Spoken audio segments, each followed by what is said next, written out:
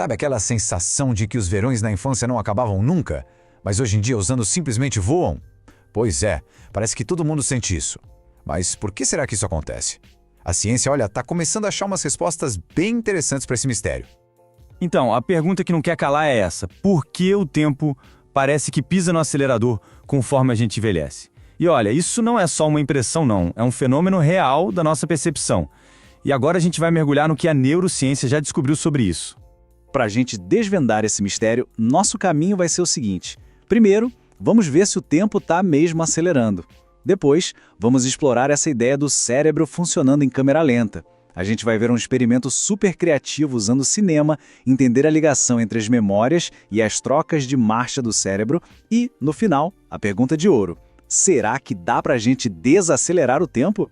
Ok, vamos direto ao ponto. A resposta mais fascinante para essa pergunta vem da neurociência, de um estudo bem recente que muda a forma como a gente entende o nosso próprio relógio interno.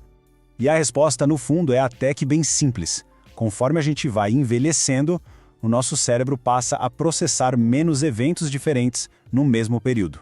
É isso. Parece pouca coisa, né? Mas as consequências disso para a nossa percepção da vida são gigantescas. Para entender isso bem, a melhor analogia é pensar numa câmera. Pensa que o cérebro jovem é como uma câmera de alta velocidade, sabe? Que filma com muitos frames por segundo. Ele captura um monte de momentos distintos e por isso o tempo parece passar mais devagar, mais rico em detalhes. Já o cérebro mais velho, ele funciona com menos frames por segundo. Ele tira menos fotos no mesmo tempo. O resultado? A vida parece que passa voando. Agora, para a gente ir um pouco mais fundo na ciência, tem um termo importante: estado neural. Pensa que cada estado neural é como se fosse um único frame, uma foto, no filme da nossa vida. É um padrão específico de atividade no cérebro num único instante. A rapidez com que esses frames trocam, aí que está o segredo de tudo. Tá, mas como é que os cientistas conseguiram medir um negócio desses? Eles criaram um experimento muito, mas muito inteligente que imita a vida real de um jeito que testes de laboratório normais não conseguem. Eles basicamente levaram as pessoas para uma sessão de cinema e o método foi super robusto. Olha só, eles chamaram 577 pessoas, de 18 até 88 anos. Todo mundo assistiu a um curta de suspense do Alfred Hitchcock, enquanto a atividade do cérebro era toda monitorada com equipamentos de ponta. Depois, um algoritmo de computador analisou tudo para identificar o momento exato em que o cérebro de cada pessoa trocava de marcha, ou seja, passava para um novo estado neural. E a escolha de um filme do Hitchcock não foi por acaso não. É o que os cientistas chamam de estímulo naturalístico. Como a pesquisadora Karen Campbell explicou, assistir a um filme é uma experiência muito mais parecida com o nosso dia a dia do que, sei lá, montar um quebra-cabeça num laboratório.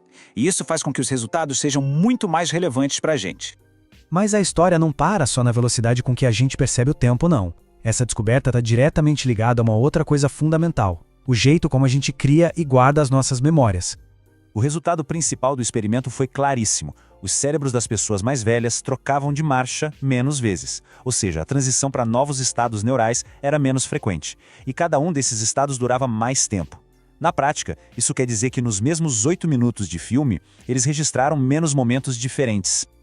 E é aí que a memória entra na jogada. Outro estudo mostrou que quando o cérebro dá um salto grande para um novo estado neural, a memória daquele evento fica mais forte. Se essa troca de marcha é pequena, o evento não é bem registrado e a memória fica mais fraca, mais confusa. Sabe quando a gente não tem certeza se algo aconteceu ontem ou semana passada? É mais ou menos por aí.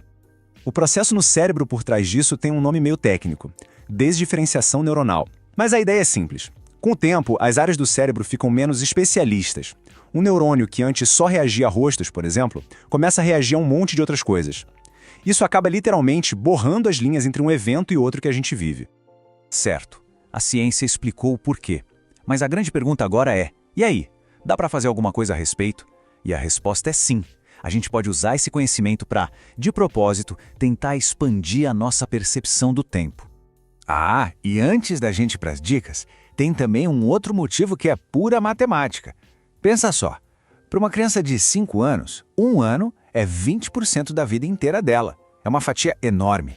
Já para uma pessoa de 50 anos, o mesmo ano é só 2%. Essa mudança de proporção, por si só, já ajuda a criar essa sensação de aceleração. Então a lógica é a seguinte: se a rotina e a falta de novos eventos no cérebro fazem o tempo voar, a solução é criar mais eventos.